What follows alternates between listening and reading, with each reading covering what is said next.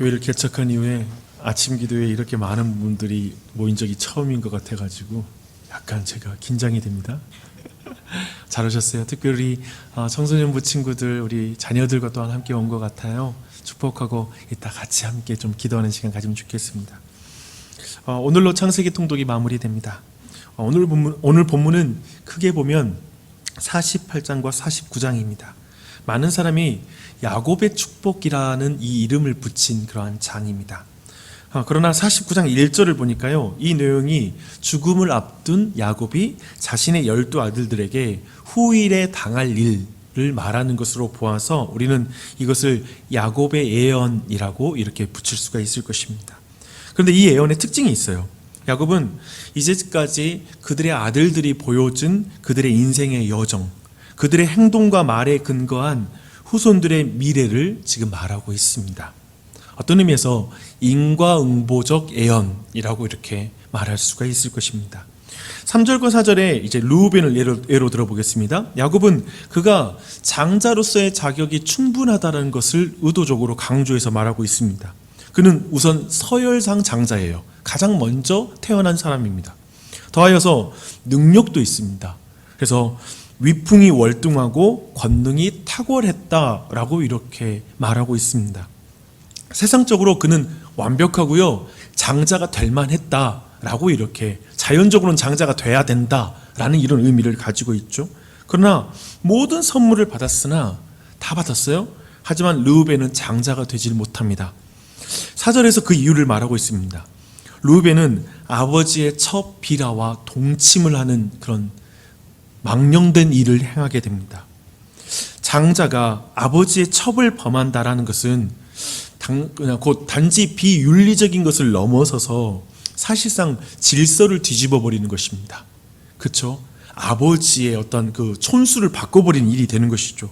하나님이 주신 탁월함으로 아버지보다 앞서려고 하는 그 르우벤은 그래서 장자가 되지를 못합니다. 이제 그 르우벤이 탈락되니까 이 다음에는 그 다음 차순으로 넘어갑니다. 야곱은 시므온과 레위를 묶어서 이렇게 예언하는 것을 보게 됩니다. 하나씩 예언하거든요. 근데 이 두 사람은 묶어요. 그래서 야곱은 사실 이들을 블러디 브라더스라고 이렇게 부르는 겁니다. 피의 형제라고 이렇게 불러요. 창세기 34장에 나오는 사건과 관련이 있는데요. 딸 디나가 가나안 땅의 히위 사람, 히위 족속 추장 세겜에게 강간을 당하는 일이 벌어지고, 이제 이 두 아들이 모략을 세워서 세겜을 포함해 성읍에 있는 모든 사람을 닥치는 대로 학살합니다. 그리고 그들의 재산을 완전히 노략하는 그런 사건이 있었습니다. 그들의 분노, 그들의 혈기, 그들의 잔혹함, 그 탐욕은 사실상 아브라함의 복을 흘리는 통로로서의 그런 사명을 감당할, 장자로서 감당해야 될 그 위치가 아닌 것이죠. 도리어 우리는 그들의 이름을 피의 통로, 복의 통로가 아니라 피의 통로로 불러야 될 그러한 사람들, 그런 인생을 살았던 것입니다. 그들도 탈락합니다. 이제 다음으로 유다 차례입니다. 본래 그의 이름은 레아가 하나님을 찬양한다, 하나님을 찬송한다 라는 그런 의미로 유다라는 그런 이름을 지었습니다. 하지만 야곱은 여기에서 그의 이름이 형제들로부터 칭찬받을 것이다 라는 이름으로 확장해요. 여러분 아세요? 하나님을 찬양하는 사람은 사람들에게 칭송을 받습니다. 형제에게 칭송을 받는 그러한 자리입니다. 그러한 복을 받죠. 그리고 유다의 모습은 이제 강한 새끼 사자와 같은 모습이다 라고 이렇게 말씀하고 있습니다. 그리고 홀이 그에게 있을 텐데요. 홀은 왕의 통치권을 상징하는 것이에요. 그것이 유다에게서 떠나지 않을 것이다. 그래서 유다를 통해 왕들이 나올 것이고, 그리고 그것은 실로가 오시기까지 그러할 것이다 라고 말하는데, 이 실로는 바로 메시아를 가리킵니다. 메시아가 오기까지 유다에게서 홀이 떠나지 않을 것이다 라고 말하죠. 요셉이, 우리가 이제 이 전체 내용을 보면 요셉이 장자로서의 유산과 그 분량은 받아요. 하지만 유다가 장자의 명분, 권리를 이어가게 됩니다. 매우 흥미로운 장면입니다. 우리는 지난주 금요일에 아침 기도회 때 유다가 장자가 되는 그 이유, 그 배경에 대해서 함께 살펴보았습니다. 유다의 인생이 보여주는 것은 어떤 의미에서 장자가 될 수 있는 탁월함, 그런 자질이 있는 삶이기 때문에 그가 장자가 되었다라고 말할 수 있기보다는 저는 이렇게 말하고 싶어요. 그의 삶은 회개하는 삶이었다. 그래서 장자가 되었다라고 이렇게 말할 수 있습니다. 그는 형제인 요셉을 애굽에 팔 때에 그 생각을 먼저 제안했던 사람입니다. 아버지를 속여 어쩌면 그 피로 양을 잡아 그 피로 채색고 요셉이 입었던 그 옷을 피로 묻혀서 아버지에게 건네주죠. 그래서 아버지로 하여금 피눈물을 흘리게 만드는 그러한 사람, 그 장본이기도 했습니다. 결국 그는 형제들을 떠나서 자신은 이제 가나안 사람들에게 동화되기를 결정하고 가나안 여자와 결혼하고요, 자식들을 낳았을 때 가나안 여인들과 결혼을 시킵니다. 그러나 결국 나중에는 어떻게 변화돼요? 아버지를 슬프게 하기 싫어서 요셉의 동생 베냐민을 대신해서 죽으면 죽으리라 라고 말하며 그 대신하는 자로 서게 됩니다. 형제들과 아버지를 지키는 자로서 회개하는 삶을 산 거예요. 돌이키게 된 것이죠.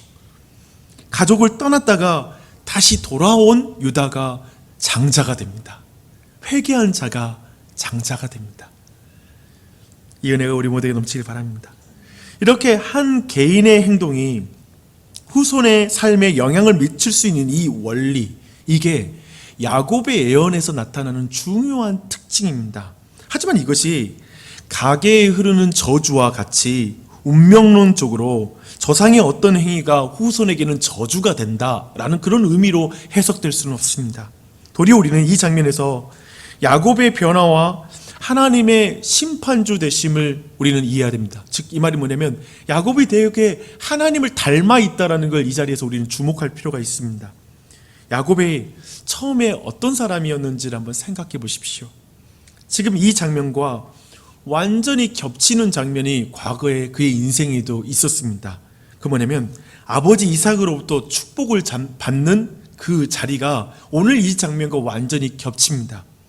그때 아버지 이삭은 지금의 자신처럼 나이가 많고 그리고 눈도 잘 보이지 않는 그런 상황이었습니다. 그때 어머니 리브가와 함께 모략을 세워서 아버지도 속였고요, 형 에서도 속여서 하나님이 주시는 복을 쟁취하는 사람이었어요. 장자권을 빼앗는 자였어요. 아버지에게 가만히 받고 있지 않았어요. 얼마나 불의한 자입니까? 그런데 이제 야곱은 정확하게 이삭의 그 자리에 섭니다. 근데 이야기는 완전히 반대로 흘러가요.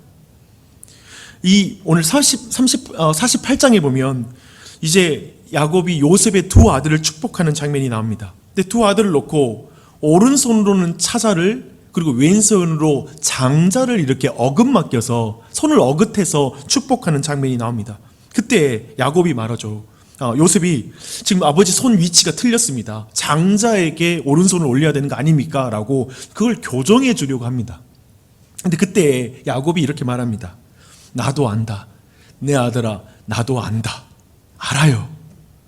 이삭은 몰랐지만 야곱은 알아요. 야곱은 이삭과 달리 사실상 이 장면에서 보여주는 건 인간의 질서를 넘어서 철저하게 지금 야곱이 하나님의 인도를 받고 있다는 걸 보여주는 거예요. 과거에 이삭은 눈도 어두웠고요, 영적으로도 눈이 어두운 상태였어요. 하지만 지금 그 문제 많고 탈만한 그 과거에 눈이 어둡고 영적으로 눈이 어두운 이삭을 속였던 자가 이제는 매우 총명하게 그 위치에 서서 자신이 하나님의 인도함을 받고 있다는 걸 명백하게 드러내고 있습니다. 그도 회개한 자로서 지금 하나님의 인도함을 받고 있는 그 모습으로 그 자리에 서 있는 것입니다. 또한 그 속이는 자 야곱은 이제 공의로운 하나님의 심판에 참여합니다.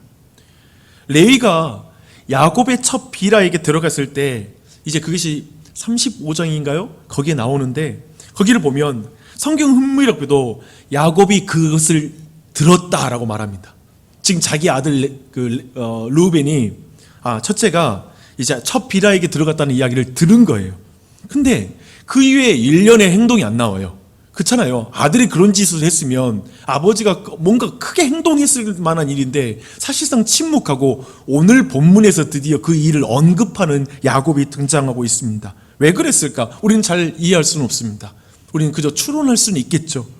여튼 야곱은 근데 그의 죽음을 앞두고 이제 모든 옳고 그름을 바로잡습니다. 그리고 그에 따라서 이제 분명한 하나님의 저주를 선포하고 있습니다. 그가 마지막에 이제 하나님의 그 심판주, 하나님의 그 올바른 위치에 서서 모든 걸 바로잡는, 어떤 측면에 야곱의 인생은 도리어 불의함으로 뭔가 바로잡지 못하고 남의 인생을 망가뜨리는 자였잖아요. 근데 그 자신이 이제는 올바른 진리 위에 서 있는 자라는 것을 분명하게 드러내는 모습을 보여주고 있는 것이죠.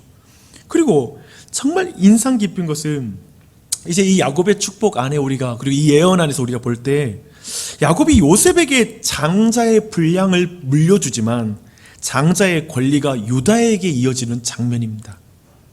여러분, 이 장면 보면 저는 또 과거가 생각이 납니다. 과거에 리브가가 요셉을 편애하잖아요. 되게 리브가가 야곱을 편애하잖아요. 에서를 좀 미워하고 훨씬 더 사랑하잖아요. 그런 거 안에서 호의를 받아서 하나님의 복을 쟁취했던 그 모습을 생각한다면, 그리고 라헬을 너무 사랑한 나머지 이상하게 아들들 중에서 요셉에게만 채색 옷을 입히잖아요. 그리고 또 베냐민을 너무나 편애해. 라헬의 소생인. 그랬던 사람이라면 우리가 생각할 때 장자의 권리까지 다 유다에게 넘겨주는 게 더 알맞을 것 같은데 그렇게 행동하지 않고 이제 그 부분을 이렇게 지금 유다에게 이어지는 걸 보게 되죠. 야곱은 이제 어쩌면 이런 자리까지 나아간 것으로 보입니다. 레아를 돌아보사 먼저 레아에게 아들을 주신 그 하나님 아버지의 마음, 하나님의 그것까지도 이해하는 자, 단지 내가 좋아하고 선호하는 자를 내가 축복해야 된다, 걔에게 장자권을 물려줄 거야 하는 그런 인간적인 생각을 넘어서서 하나님이 하시는 일 가운데 참여하는 자로 지금 이 자리에 서 있는 것입니다. 지금 이 복을 주는 과정이 개인의 호불호에 의해서 진행되는 것이 아니라 철저하게 하나님께 영감을 받아서 진행되고 있음을 우리 모두가 주목해야 됩니다. 아들들을 평가하고 저주와 복을 내리는 이 장면에서 우리는 야곱이 어쩌면 다시 한번 요약하지만 아들들의 이 모습에서 아마도 자신의 모습을 봤을 거예요. 그리고 정말 아들들에게 그러한 저주와 그리고 복을 내리면서 자신이 마땅히 받아야 될 그 벌이 무엇인지를 충분히 아는 사람으로 서 있다고 저는 믿습니다. 그렇잖아요. 아들들에게만 저주하고 자신에 대해서는 나는 저주받을 사람이 아니야라고 생각할 수는 없다는 거죠.